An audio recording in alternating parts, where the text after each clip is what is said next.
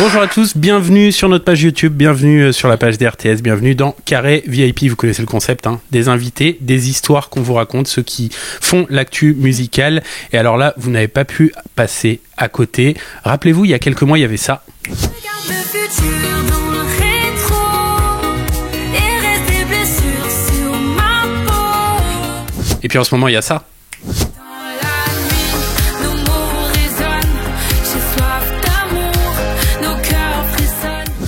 Elle a 22 ans, elle est l'une des artistes les plus prometteuses de l'année 2024, c'est sûr et certain. Elle s'appelle Esmé et on va faire connaissance avec elle. Salut. Coucou. Comment ça va ? Ça va très bien et toi ? Ça va super bien. Alors, je me suis pas trompé. T'as 22 ans. Toujours 22 ans. Et t'es originaire de Cogolin. Oui, dans le sud. Dans le sud, donc on n'est pas très loin finalement. Oui. Tu vis à Paris maintenant ou tu vis toujours dans le sud ? Ouais, je suis parisienne maintenant. Ah, attends, je commence par la question la plus importante. Pas trop dur. Mais non, parce que j'ai toujours rêvé d'habiter à Paris, alors du coup, ça me dérange pas. Vraiment, j'adore. Puis tu quittes ton sud pour aller à Paris pour vivre de ta passion. En vrai, tu peux pas être triste, quoi. Ok. Puis, quand il pleut, des fois, tu es un peu nostalgique, non ? Mais j'ai toujours mes copines dans le sud, donc dès que j'ai un petit coup de mou, je vais chez elles. Voilà. Prendre ma dose de soleil. C'est ce qu'il faut faire. On va apprendre à te connaître dans cette interview, parce que finalement, c'est ça, on t'entend beaucoup à radio, mais on ne te connaît pas forcément. Et on va commencer par une date. On était le 18 mars 2023, et vous étiez peut-être devant votre écran de télé. C'est trop facile quand on ne voit pas. Ne me jugez pas. Tu reprenais la chanson de Camille Lelouch, Ne me jugez pas. Alors, Zazie se retourne. L'aventure, elle va s'arrêter au battle, donc à l'étape d'après. Comment tu t'es retrouvée à The Voice ? Je me suis retrouvée à The Voice, c'était un peu inattendu, parce que ça faisait 6 ans que je m'inscrivais sans réponse. Sans réponse, carrément ? Ouais, ils me ghostaient grave, genre... Et il y a juste une année où ils m'ont répondu en me disant non, mais bon. Ce qui s'est passé, c'est qu'un jour, j'ai reçu un appel. Ils m'avaient déjà enregistré dans leur base de données des talents avec mes 6 années consécutives d'inscription. Et du coup, ils m'ont appelé pour me demander si je voulais participer à l'émission. Et ben, j'ai sauté de joie partout, j'ai couru voir ma mère, j'ai dit « Maman, je vais faire The Voice !» Et c'est comme ça que ça s'est passé. J'ai fait toutes les étapes, donc c'est très très long. Il y a beaucoup d'étapes. Les gens le savent pas. Il y a énormément d'étapes. On a commencé les premières étapes en juin, et puis les auditions à l'aveugle, c'est en fin d'année, quoi. Ouais, il y a les prises de tonal, les machins. Il y a 4 étapes avant les auditions à l'aveugle, et ça a été rush, mais c'était tellement bien. Moi, j'ai vécu mon aventure dingue. J'avais déjà gagné pour moi, rien qu'en arrivant sur le plateau des auditions à l'aveugle, quoi. Le gros point de départ, il est là pour toi ? Il est à The Voice ? Oui et non. Ok.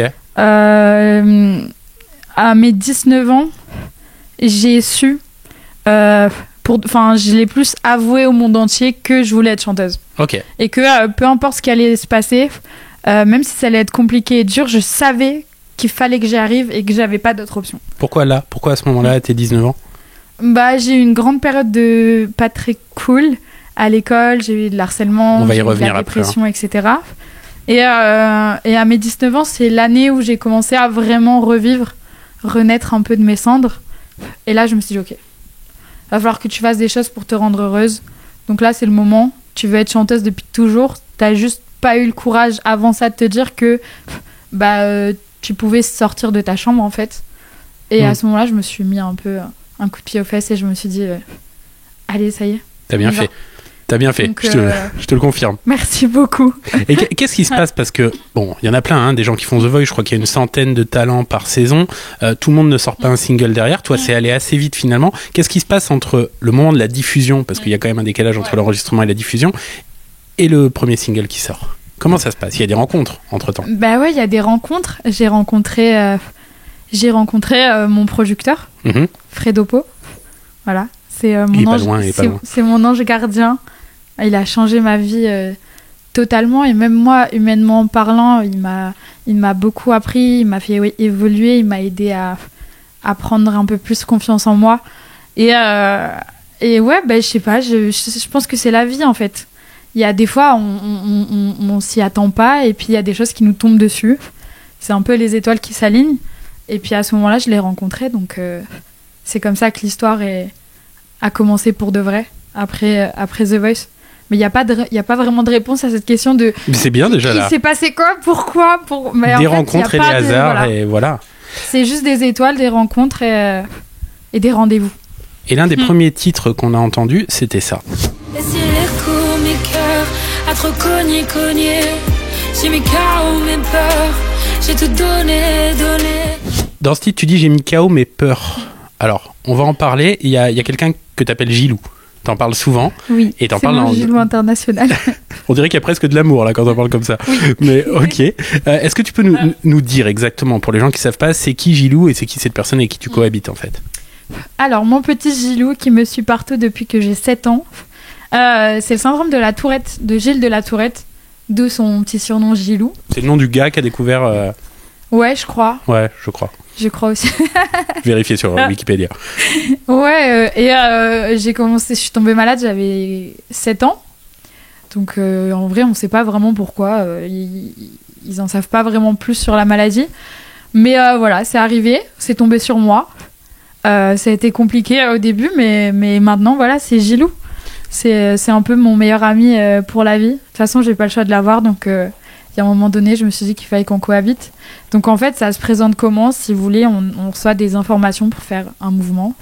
Et moi, sur certaines choses, bah, ça se répète. Ça fait des bugs, donc ça se répète sans cesse. C'est ça qu'on appelle des tics. Et puis après, il y a plein d'autres choses qu'on ne peut pas voir, les insomnies, du mal à gérer mes émotions, les crises d'angoisse, les cauchemars, plein de trucs, les contractions, les douleurs physiques du coup que ça provoque. Mais voilà. Très loin des clichés, parce qu'il y a eu un reportage il y a quelques années en France sur le syndrome de la Tourette. Et en fait, les gens ont cru, et c'est important de le dire, c'est pas du tout vrai, ont cru que le syndrome de la Tourette, c'était des gens qui insultaient, qui sortaient des insultes. Et en fait, ça, je l'ai vu sur Internet, ça concerne effectivement quelques personnes, mais c'est une très très petite minorité. Bah, en fait, je pense qu'à la télé, ils ont l'habitude de prendre toujours les cas les plus extrêmes. Il y a des gens qui sont autistes et qui sont... ça se voit pas en fait. Et puis, il y en a qui vont avoir un cas beaucoup plus grave et élevé. Et là, on va se dire, oui, il a un problème forcément. Et moi, c'est pareil. Des fois, quand quelqu'un va me demander ce que j'ai, que je vais leur dire j'ai le syndrome de la Tourette, ils vont me dire non, c'est pas vrai, t'es une menteuse parce que t'insultes pas. Mais en fait, ça touche une minorité. C'est juste que vu que c'est le plus grave des cas, c'est ce que les gens retiennent finalement. Et comment ça s'est... tu parlais, tu disais ça a été difficile du coup quand j'étais enfant. C'était quoi? C'était la réaction des autres? C'était du harcèlement, clairement? Ah oui. Ok. Moi, on m'a tartiné d'harcèlement. Hein. C'était en veux-tu, en voilà. Hein. C'est vraiment, pour le coup, là... Ok. Non, oui, j'ai commencé à me faire harceler. J'avais 7 ans, j'étais un petit bébé. Ok. Maintenant, quand je vois les enfants de 7 ans, je me dis, wow, c'était jeune quand même. Ça, c'est... On voulait pas jouer avec moi, on me traitait de monstre. Les gens, ils pensaient que c'était contagieux. J'ai des profs aussi qui étaient pas très cool avec moi. Ça c'est le pire. En fait, quand c'est des enfants, tu te dis c'est des gosses quoi. Finalement, on a tous plus ou moins eu un âge un peu bête, ou alors c'est un effet de masse, un truc qui fait que t'as pas envie toi-même d'être harcelé, donc tu suis un peu les gens. Mais par contre, les profs, c'est des adultes, ils sont censés être là pour toi et t'aider dans ça. Après, bien sûr, heureusement, il y a beaucoup de personnes du corps enseignants qui ont été là pour moi, qui m'ont soutenu, qui m'ont épaulé, qui m'ont aidé. Donc vraiment, c'est pas une généralité à faire. Et puis voilà, mais c'est vrai que même les profs ont été pas très cool avec moi. Mais ça a été des moqueries, ça a été des mots assez durs aussi. On aimait bien m'humilier, alors qu'en vrai j'avais rien demandé, et à ce moment-là je me disais un peu déjà j'ai ça dans ma vie, si en plus vous en rajoutez, c'est pas de ma faute en fait, donc c'est pas une raison pour en rajouter encore plus. Ça a été dur, mais si c'est à refaire, j'échangerai même pas cette partie de ma vie là. Ok. Mais après tout ça, ça a des... En fait, juste je reviens, on le dit souvent, on en parle beaucoup de harcèlement. Et d'ailleurs, si vous êtes concerné, franchement, je pense qu'il faut en parler. Je crois que c'est la meilleure des choses à faire. Parlez-en aux adultes. Laissez pas faire, ne vous renfermez pas chez vous. Parce que ça peut conduire à des idées noires. C'est ce qui s'est passé un petit peu pour toi, en fait. Alors moi, les idées noires, ça a été un peu un gros truc. En fait, j'ai été sous traitement parce que j'étais en dépression Mhm. à cause de cet harcèlement-là. Sauf que les antidépresseurs et les anti-anxiolytiques ne m'ont pas aidé pour ma part. Donc en fait, j'étais un peu devenue un légume. Je savais plus trop pourquoi j'étais en colère ni triste. Mhm. Et c'est vrai que oui, j'ai eu des idées noires quand j'avais 17 ans. Ok. À mes 17 ans, ça a été, je crois que ça a été la pire période de ma vie. Je me suis dit, à ce moment-là, je me sentais vide, très très vide, très seule, incomprise. J'avais beaucoup de douleur aussi, donc ça aidait pas. Et j'avais plus envie d'être sur Terre. J'avais plus du tout envie, j'avais envie de quitter ce monde. Pour moi, c'était le seul moyen d'apaiser Mhm. tous les maux que je pouvais avoir dans le corps, dans le cœur, dans tout. En fait, j'avais juste envie que ça s'arrête. Alors du coup, j'ai essayé 2 fois. Dieu merci, je suis encore là. Et mais ça non plus, je le regrette pas. Parce qu'encore une fois, c'est à partir de ce moment-là que j'ai pu avoir ce déclic de me dire ok, en fait, là, t'es en train de faire n'importe quoi. C'est pas la solution d'essayer d'en finir. Et en fait, genre, réveille-toi et viens, on se bat, on vit. Et c'est à ce moment-là aussi que j'ai décidé d'accepter Gillo. Et de l'aimer et d'en faire juste mon meilleur ami, mon partenaire de vie. Mais bravo en tout cas d'avoir réussi à mener le combat. Bravo Merci. d'être, voilà, d'en parler comme ça, tout naturellement. Et alors, il y a un truc qui est hallucinant, mais on va en parler juste après. Regardez quelques petites reprises, voilà, de chansons des mecs qui chantent. C'est pas tes chansons, on est sur des reprises. Je veux juste une dernière danse avant l'ombre et l'indifférence. I don't wanna fall in love. On voit bien que là, quand tu chantes, tout va bien. Et ça, en fait, tu l'as remarqué en faisant un karaoké. C'est ça? Ouais. Mais j'avais 7 ans, encore une fois. Hein. Ok. Ça se passe beaucoup à cet âge-là. Ouais. Et il y a personne qui chante dans ma famille. Ils chantent Ok. tous mal. Vraiment, je les aime de tout mon cœur. Mais C'est gentil pour eux. voilà. Mais ils en sont totalement conscients, donc il y a pas de problème Ok. avec ça. Mais mes parents, ils ont toujours écouté beaucoup de musique. Hmm. Je me réveillais le matin avant d'aller à l'école. Ma mère, elle me prenait dans ses bras et elle me faisait danser sur Ok. du Christina Aguilera. Ok. Voilà. Christina Aguilera, j'avais 3 ans. Ok. Donc même quand j'étais dans son ventre, il y avait plein de musique. Il y a toujours eu de la musique du matin au soir dans la voiture, tout le temps. Donc j'ai toujours eu cet amour, entre guillemets, pour la musique. Mais personne chantait.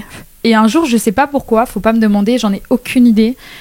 Je me suis dit, bon, je m'ennuie un peu, je vais aller sur YouTube. J'ai Ok. mis karaoké Titanium de Sia et David Guetta. C'était la chanson du moment à l'époque, je pense. Et du coup, j'ai commencé à me mettre à chanter ça. Mais j'avais pas du tout les capacités vocales pour faire ça. Mais Ok. et je me suis rendu compte que ça me faisait vraiment du bien et que j'aimais vraiment, vraiment faire ça. Et donc après, j'ai pas arrêté en fait. Et les gens autour? Parce que j'imagine qu'il y a des gens qui t'ont entendu. Ils te disaient quoi?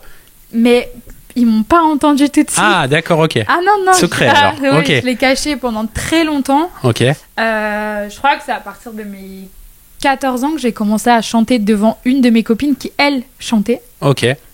Elle s'appelait Laura et c'était ma voisine et elle chantait super bien. Et moi, j'étais en mode waouh, c'était un peu mon mentor, tu vois. Ouais, genre, ouais. j'étais comme une ouf sur sa voix. Et en fait, je dis, tu sais, moi, j'aime bien chanter et tout. Elle me dit, viens, on met des karaokés sur YouTube. Et c'est de là qu'on a commencé à chanter toutes les deux ensemble. Et puis elle me disait, c'est bien et tout, genre, tu chantes bien. Puis nos voix, ça collait bien. Et du coup, après, on a continué. J'ai commencé à en parler un peu plus à mes autres copines. Puis ensuite, mes copines, elles m'ont dit, mais dis-le à tes parents. Fais The Voice, dis-le à tes parents. Donc pendant 6 ans, je m'inscrivais en cachette. Ok. Donc je faisais même The Voice Kids en cachette. Ok. Genre, je remplissais les formulaires à la place de mes parents. Si ma mère elle avait su ça, je pense que Bah, quelque part, elle m'aurait engueulé. t'aurais eu un retour positif, il l'aurait su. Oui, il l'aurait su, bien sûr. Mais je pense qu'elle aurait pas été contente quand même que je le fasse dans leur dos. Mais ouais, enfin, du coup, ça s'est fait comme ça. Et puis après, à mes 17 ans, quand j'étais à l'hôpital, du coup, Ok. je leur ai dit, je chante. Ok. Je leur ai chanté une chanson, ils m'ont regardé d'un air de dire, tu sors ça d'où? Enfin, depuis quand Parce qu'ils m'entendaient un petit peu chantonner avec mes copines, mais c'était toujours dans ma chambre. Et puis, je mettais toujours la musique beaucoup plus haute que ma voix. Donc, en fait, ils n'entendaient pas grand-chose. Et puis, quand je leur ai chanté, ils m'ont dit « Oh !» Du coup, ils m'ont pris des cours de chant. J'ai pris quelques cours de chant, mais à cette époque-là, je travaillais déjà. Donc, c'était un peu dur d'allier le travail et prendre des cours de chant. Tu faisais quoi? J'ai eu 40 vies déjà. Hein. Ah d'accord, ok. Mauvaise question.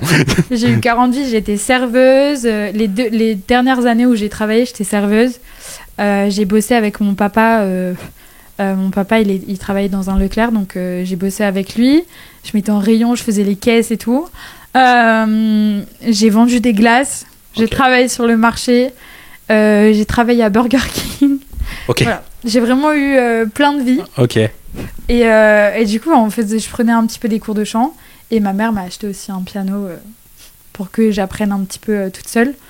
Et ils ont été tellement derrière moi. Quand je suis descendue de chez moi, j'ai été voir mes parents. Je leur ai dit bon, papa, maman, je sais ce que je veux faire de ma vie. Ils m'ont regardé, ils m'ont dit ouais, ok, quoi? Je dis je vais être chanteuse. Ils m'ont dit ok. Énorme. Alors qu'ils auraient pu dire non, mais c'est pas possible, il faut que tu prennes, faut que tu fasses quelque chose pour de vrai. Et parce que c'est un métier tellement dur, et puis il y a tellement. C'est très dur, tu vois, pour arriver, pour se faire repérer, même pour sortir des singles, même si t'es en indépendant et tout, c'est super dur. Alors, puis c'est un milieu tellement incertain qu'ils auraient pu avoir peur, mais ils m'ont juste dit ok, tu fonces. Bon, et tout va très vite, hein, parce que tu l'as dit, 17 ans, t'es à l'hôpital, tu leur avoues que tu chantes, et 5 ans plus tard, 5-6 ans plus tard, on se retrouve avec ça. Hein. Regarde le futur dans le rétro et reste des blessures sur ma peau. Et ça part d'une rencontre avec Oshi, en fait. C'est Oshi et Jia, d'ailleurs, qui sont derrière cette chanson. Tu peux nous en parler de cette rencontre ou pas? Bah, tonton Fredo Po, producteur comme d'habitude. C'est vraiment, quand je dis qu'il a changé ma vie, il a vraiment changé ma vie. J'étais sur Paris. Il me dit bah viens dîner à la maison ce soir avec Tata, donc sa femme. Voilà, c'est tonton et Tata. Ok, c'est la famille vraiment. Voilà, okay. Oui, c'est la famille. Tu viens manger avec Tata, tu viens manger ce soir et toi à la maison. Je dis ok, très bien. Et en fait, en arrivant, il me dit j'ai une petite surprise pour toi. Je dis ah bon? Il me dit bah il y a Oshi et Jia qui viennent manger. Fallait voir ma tête. Je me suis décomposée, j'ai dit attends, t'es sûre? T'étais fan ou pas? T'étais fan de Oshi? Oshi, moi j'écoutais, je chantais comme une dingue Ta Marinière quand j'étais, je sais plus quelle année elle a sorti Ta Marinière, mais je me rappelle que j'étais quand même assez jeune et que je chantais, je dansais comme une dingue sur Ta Marinière. Et puis là, tu les rencontres pour de vrai, on dîne ensemble, elles arrivent à la maison. Mais tellement naturelles, vraiment c'est des filles comme toi et moi. Il y a pas de parce que quand t'as jamais rencontré de personnalités un peu connues, tu te dis toujours bah est-ce que ça va être des gens comme nous ou non. Et en fait tu te rends compte que grave.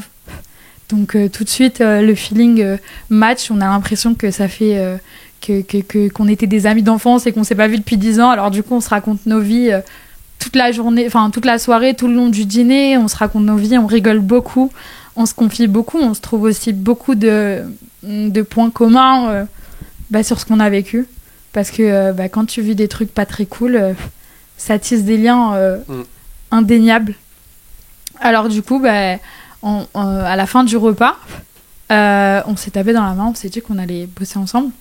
Le soir même, on est tous rentrés chez nous. Donc moi, je me suis dit, bon, je vais avoir des nouvelles d'elle, peut-être dans une semaine, machin et tout. Le lendemain matin, je me réveille. Je vois plein de messages. Et là, j'envoie un message de Oshi qui m'envoie la maquette, en fait. J'écoute et en fait, c'est Memento. Ok. Voilà. Le soir, elles ont été tellement inspirées par ce que j'ai pu leur raconter que elles ont écrit Memento d'un trait, quoi. Alors, justement, sur Memento, de ce que tu leur as raconté. Parce que cette chanson, en fait, elle parle pas de toi. Non. On est d'accord, hein. On se remet un petit extrait et après tu vas nous expliquer. T'entends cette chanson en radio, Memento. Souviens-toi. Donc de quoi elle parle cette chanson exactement? De qui déjà? tu sais, après tout ce que j'ai vécu, à cette période de ma vie, j'ai eu des personnes qui se sont greffées à moi. Ça a été un peu mes piliers, en fait. Voilà, c'est mes lionnes. C'est comme ça que je les appelle, c'est mes sœurs. C'est mes meilleures copines. Et elles ont été d'un soutien, mais c'est ma famille, pour de vrai. Elles ont été vraiment des lionnes à se battre, toujours pour me défendre, pour me supporter, pour m'aider à aller mieux. Elles étaient là à mon chevet à l'hôpital, tu vois. Et il y en a une d'entre elles qui a perdu son copain dans un accident de scooter, il y a maintenant 2 ans. Et elle l'a très très mal vécu, ça a été très dur pour elle. Et à ce moment-là, ça a été à moi de mettre mon armure de lionne pour lui venir en aide. Et du coup, je voulais retranscrire en fait tout ce qu'elle a pu me dire, tous ces mots. Je voulais lui faire ce cadeau de lui dire ok, je vais te faire une chanson pour Titi. C'était son surnom, c'était Titi. Je vais te faire une chanson pour Titi, comme ça, moi, il sera éternel. Okay. Et du coup, voilà comment est né Memento. Et j'avais raconté ça aux filles et ça les avait beaucoup touchées. Donc, c'est cette histoire qu'elles ont décidé de garder pour m'écrire un titre. Et d'ailleurs, si vous regardez bien le clip de Memento, tout est dit et tout est montré dans le clip. Alors, on comprend pas forcément à la première vision du clip, mais regardez les images.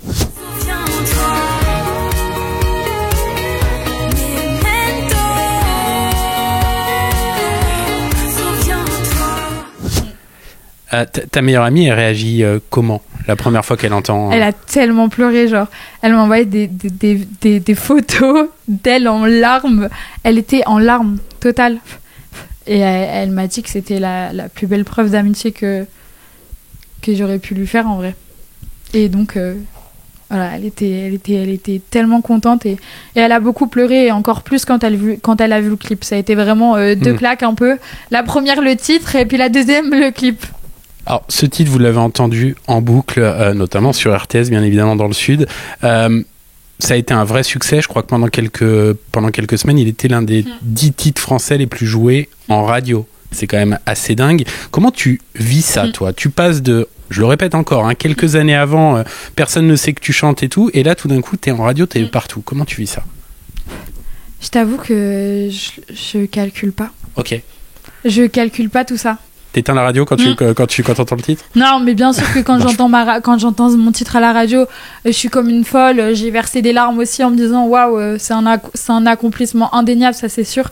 Mais tu te poses pas de questions. J'essaye de pas m'attacher à ça. Je fais mon truc, je sais ce que j'ai à faire. On a bossé aussi beaucoup sur l'album, donc j'avais autre chose à ouais, tu focalisais sur. Je me focalisais beaucoup sur l'album et en fait, c'est très dur à expliquer ce qu'on peut ressentir. Mais je voulais pas m'attacher. Je vais pas m'attacher au nombre de vues, au nombre de likes, au nombre de commentaires ou au nombre de popularité qu'il prend ou non. En fait, je veux juste faire de la musique. Tu vois, je veux juste faire de la musique. Je veux juste aider les gens à travers ma musique. Comme moi, la musique m'a aidée, parce que clairement, la musique m'a sauvé la vie. Mais je vais plus m'attacher aux messages que je reçois, par exemple de mamans qui vont me dire tu m'as aidé à comprendre mon fils qui a aussi la Tourette, ou par exemple avec le titre Mamie, tu m'as permis de dire à ma grand-mère ce que j'aurais aimé lui dire. On en met un petit extrait. Alors ce titre, moi je vais te dire franchement, j'ai beaucoup de mal à l'écouter. J'ai beaucoup de mal parce que ça me touche carrément en fait, et parce que ça me fait culpabiliser. Je me dis putain, mais appelle ta grand-mère. Mais écoutez, c'est ça. J'avance dans la vie, mamie, en suivant tes empreintes. J'en ai soufflé des bougies depuis que la tienne s'est éteinte. Ouais, il est magnifique ce titre, vraiment. Et tu l'as fait avec qui ce titre ? Avec Petit K. Ok. Avec Petit K et Yann Marchadour, c'est mon réal à Biarritz. Et puis Fredo Po, toujours, mon producteur, tonton Fredo. Et là, ça a été le plus beau cadeau que j'ai pu avoir. En fait, comment ça s'est passé, c'est que on avait... j'ai déjà écrit un titre avec Petit K, qui sera dans l'album. Et à la fin de cet enregistrement, du coup, de ce titre-là, on se dit, ok, il faut qu'on écrive encore une chanson ensemble. Et Fredo me dit, je veux rien savoir, ta carte est libre, tu fais ce que tu veux, moi je veux une surprise. Ok. Vous vous débrouillez tous les trois.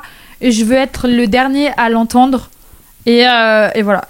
Donc, trop content. On se dit, ok, on va faire un truc, un beau truc. Et donc, ma grand-mère est partie en 2019, en juin 2019. Là, dans quelques jours, ça sera son anniversaire. Ok. Et en fait, elle m'avait laissé un message vocal. Le message vocal du début, c'est vraiment elle.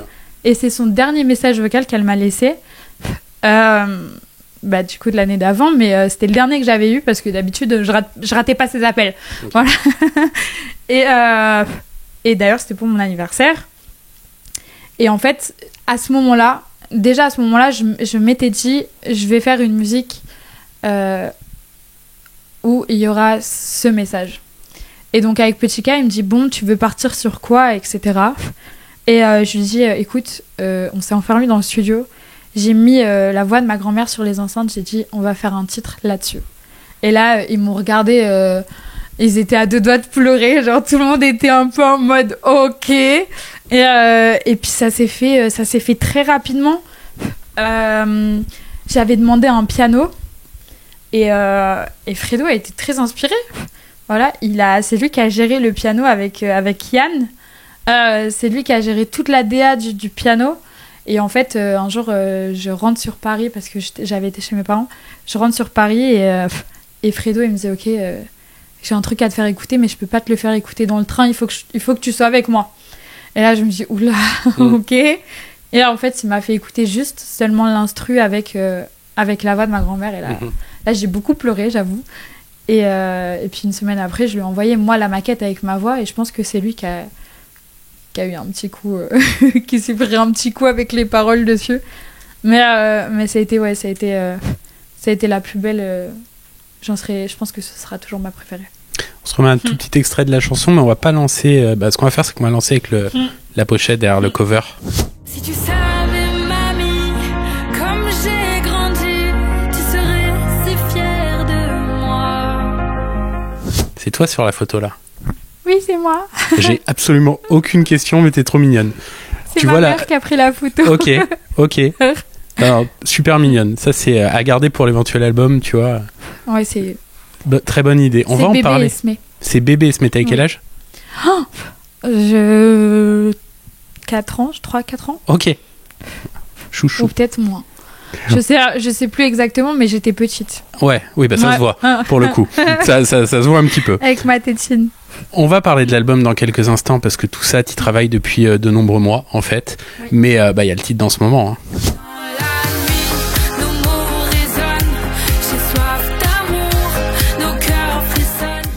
Là, pour le coup, contrairement à Memento, on est sur un titre, et même contrairement au titre d'avant, où tu parles vraiment de toi. Ouais. Clairement. Enfin, si, Echo, tu parlais de toi aussi. Mais Echo, là, je parlais de Jilou un peu, mais... Ouais, c'est vrai. Là, c'est moi. C'est toi. C'est moi. Et alors, ça parle beaucoup d'amour dans cette chanson. C'est quoi ta vision de l'amour, toi ? Mais j'ai grandi remplie d'amour. Mes parents, ils sont ensemble depuis 40 ans.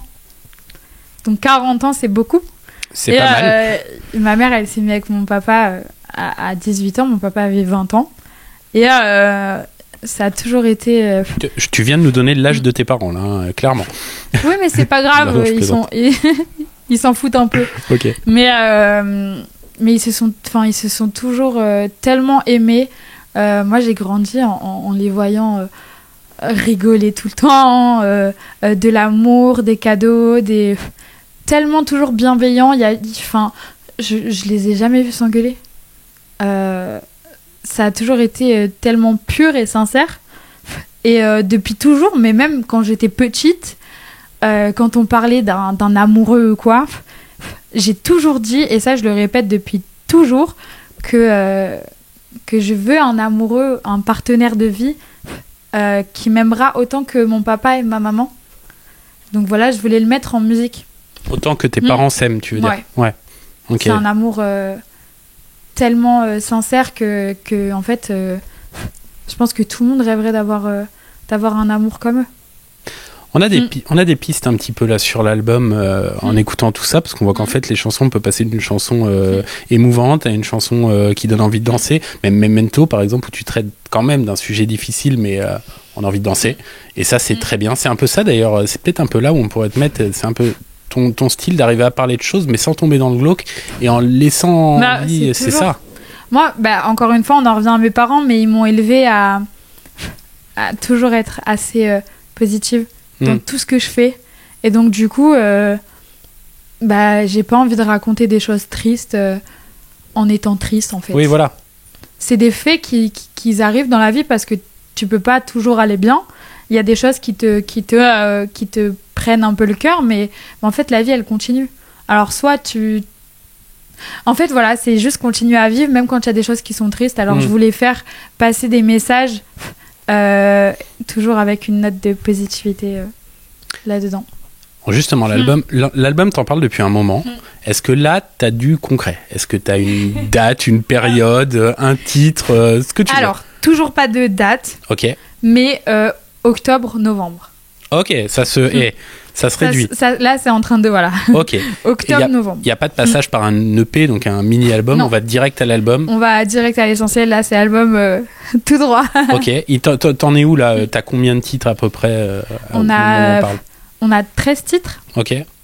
Et l'album est fini. Ah, il est prêt. Oui, donc là, c'est vraiment juste... Ouais, c'est le peaufinage. Comment... Alors, d'habitude, c'est une question que je pose quand l'album est sorti. Comment tu caractériserais, toi qui le connais, l'album en 3 mots? Oh, waouh. Vers les jours heureux. Elle m'a eu sur les 3 mots, là. Mais, ok. Jours heureux, ok. Vers les jours heureux. On peut demander pourquoi ou pas? C'est le titre de l'album. D'accord. Et on a une totale exclue, là. Oui. Ok, c'est vers les jours heureux. Ouais. D'accord, c'est le titre. Ok. Et on sera sur un album heureux, du coup. Oui, très heureux. Ok. Très heureux. Moi, il y a des petits trucs un peu plus tristes, mais quand même heureux dans la globalité. Novembre-décembre, à peu près. Non, octobre-novembre, à peu près. Sur cet album, tu t'es bien entouré. Tu as travaillé avec pas mal de monde. J'ai vu plein de noms passer. Donc, tu me dis oui ou non. John Maman? Oui. Petit K? Oui. Stéphane? Oui. Yodelis? Oui. Jérémy Frérot? Oui. Joseph Kamel? Oui. Tu as travaillé avec tous les artistes français. En fait, Boulevard Désert? Oui. Et Kyo? Oui. Il y en a d'autres ou ça va? Non. Pour l'instant, c'est tout. Enfin, pour l'instant, c'est tout. Ok, on va la ressentir, la patte de ces gens-là, dans les projets ou pas? C'est obligatoire. Ok. C'est vraiment le point d'honneur qu'on s'est mis, c'est de pouvoir mélanger leur univers au mien. Ok. C'était un peu le deal. Je voulais vraiment qu'il y ait plusieurs couleurs, tout en gardant une ligne conductrice, bien sûr. Mais c'était important, ouais. Ok. Je trouvais ça important pour moi, collaborer avec quelqu'un, surtout avec un artiste, c'est un peu échanger une partie de nos âmes. Et je voulais que ça se ressente dans les titres. Okay. Que c'était pas juste, voilà, il s'est mis à ma façon et puis il m'a écrit des trucs. Je voulais vraiment que ce soit un peu une histoire même. Tu vois, avec chacun d'entre eux, on a créé des liens dingues qu'on garde toujours. Et puis on s'appelle le week-end, on s'envoie des messages, on se demande comment ça va, comment ça avance. On souhaite les anniversaires, les machins, les trucs et tout. Enfin... Et c'était important, puis surtout qu'ils sont tous très bienveillants envers moi, très protecteurs aussi, parce qu'en fait, au début, on se rencontre, on parle, tu vois, je veux pas juste arriver, ouais, on fait du business, on va juste s'écrire des chansons, tu vois. J'ai vraiment besoin de cette proximité et d'avoir un vrai lien, et puis savoir aussi si ça match, tu vois. Donc, on se raconte nos vies, toujours pareil. Une petite anecdote avec Ben. On avait rendez-vous... Chanteur de Kyo. Oui, pardon, Ben des Kyo. On avait rendez-vous sur une terrasse parce que c'était l'été, tu vois, pour aller boire un verre et en même temps parler. Ça devait durer 45 minutes à tout casser. On est reparti, il était 19h. Tu vois, il était 19h, on a parlé toute l'après-midi, on a rigolé, on a beaucoup échangé et au final, c'est comme ça qu'on crée des liens. Et puis en fait, après, la fois d'après, quand on s'est vus, c'est tous comme si qu'on était amis depuis des années. Ou par exemple, Yodelis, voilà, c'est un papa, tu vois. Oui, là, dans ce qu'on a dit, il y a tout. Petit K, c'est un grand frère, tu c'est vois. ça. Il y a vraiment des liens qui se créent. Et c'est ça que je voulais pour de vrai. Je voulais pas juste faire des chansons, je voulais faire des chansons et qu'il y ait ce lien qui se crée. Et puis, du coup, ça se ressent encore plus dans les chansons. Bah, écoute, on a hâte d'entendre tout ça. Alors, toi, tu connais tout. Nous, tu nous le délivreras en fin d'année. Après ça, il va falloir aussi le donner vraiment au public par peut-être l'intermédiaire de concerts. Tu commences à y penser à ça? Une tournée qui serait vraiment ta tournée à toi? On a signé en tournée. Ok. Voilà, on a signé chez Play 2 Live. Ok. C'est la famille aussi. Je suis chez Play 2 et du coup chez Play 2 Live aussi c'était un peu évident parce que Play 2 c'est une grande famille et j'ai toujours besoin de cet espace très familial, très protecteur et ils le sont avec moi. Et en fait Play 2 Live j'avais déjà rencontré les équipes un petit peu avant parce qu'en fait tu vas au label donc forcément tu t'en croises. Et du coup, c'était une évidence en fait d'aller là-bas. Tu commences à réfléchir à ce que tu vas faire sur scène ou pas? Tu commences à t'imaginer les choses? Tout est prêt. Ok. Tout est prêt, genre. Ok, mais tout va très vite. Tout est prêt. Vraiment, on est carré. On aime bien que ce soit carré. Puis j'ai besoin de cette stabilité de me dire, ok, là il y a ça qui est prévu, on va faire ci, on va faire ça. J'ai besoin pour pas que ça me stresse et pour pas que ça m'angoisse. Okay. Donc c'est très bien. Et tonton Fredo, il est un peu pareil. Donc sur ça, on se ressemble à 100%. Et non, tout est déjà prêt. Tout est déjà prêt. On en a déjà beaucoup parlé. Donc on a déjà une vision du show. On a vraiment déjà le truc détaillé, même sur tel titre, on veut ça, sur tel titre, on veut ça. Donc non, c'est trop bien. On veut quelque chose de très intimiste, très proche du public. Parce qu'en vrai, moi, il n'y a que ça qui m'intéresse. C'est mon public, c'est les gens qui m'écoutent, c'est les gens qui me soutiennent. Moi, j'ai un amour pour eux alors que je les ai même pas... Enfin, j'en ai pas encore rencontré beaucoup, mais ce que je veux dire, c'est que tu sens qu'il y a des gens qui sont derrière toi. Et c'est dingue. T'as des périodes, dates déjà à peu près? Tu sais à peu près quand est-ce qu'elle aura lieu cette tournée ou...